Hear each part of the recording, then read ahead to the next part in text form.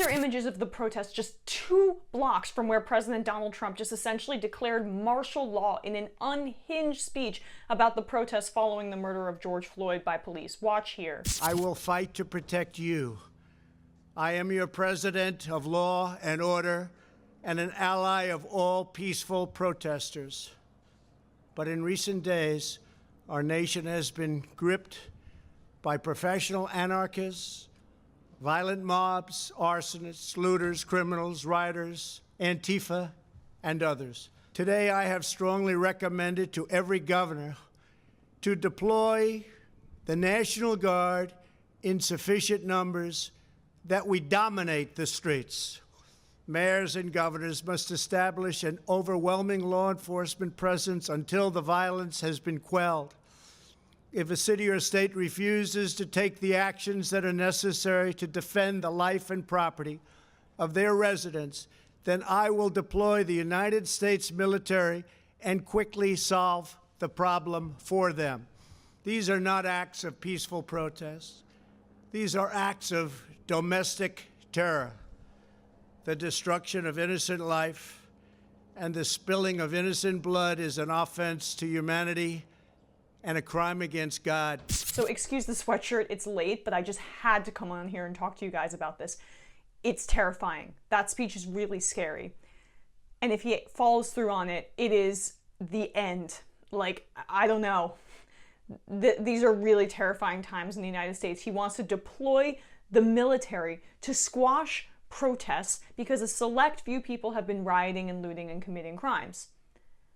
That is a fundamental First Amendment violation. So all protests are basically going to be squashed by a military presence because some people have committed crimes. It's a clearly delineated in the First Amendment. People have a right to protest, but the strict constructionist conservatives, the constitutionalist conservatives, apparently they don't care about that. They care about the Second Amendment, where they get to carry guns and intimidate black people, which is all really full circle for all of this.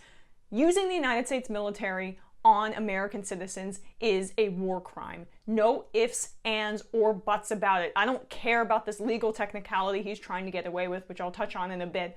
It's a war crime. Full stop, because it would turn violent.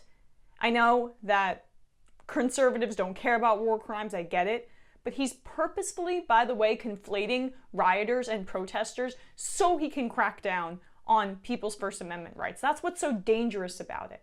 He's trying to make the American public think that they are one and the same, when like 2% of the people who are protesting, or even less, are actually doing things that may be illegal. They're exercising their First Amendment rights because, by the way, I don't know if you remember this, Trump, a man was kneed on, choked to death for 9 minutes on camera by police officers. There was not one mention of police brutality or anything that led to the protest in that speech. Just the select few people that he could latch onto and try to smear the entire movement without addressing the root cause at all. Second of all, states' rights conservatives, where are you? He's superseding the state's authority here by saying that he's going to send in the military. He wants to use the 1807 Insurrection Act to deploy troops when there's civil unrest. It's pretty clear cut. Hurricane Hugo and the LA riots in 1992, it was used then. But they had the governor's permission. This would be the first time this very select act, this very rare usage of this power would be used without the governor's permission. Governors can ask that the federal government send active duty troops to help in cases of civil unrest, like the widespread protests plaguing U.S. cities over the last several days. But so far, no governor has requested active duty troops to assist, and instead they have relied on local law enforcement and National Guard soldiers and airmen on state active duty. Governors often prefer the National Guard forces in these cases because they can legally perform law enforcement duties in the U.S., whereas troops on active duty cannot without violating the Posse Comitatus Act, an 1878 law that prohibits the government from using military forces to act as a police force within U.S. borders. It's illegal. It's fascism. If we saw these images in any other country, we would be screaming at the top of our lungs about how undemocratic and how terrifying that is, how the exceptional United States needs to step in and show them the real civilized Western way. These are images that we're seeing that could be played in history videos, it's not going to be books anymore, and show the fall of this country, the fall of an empire.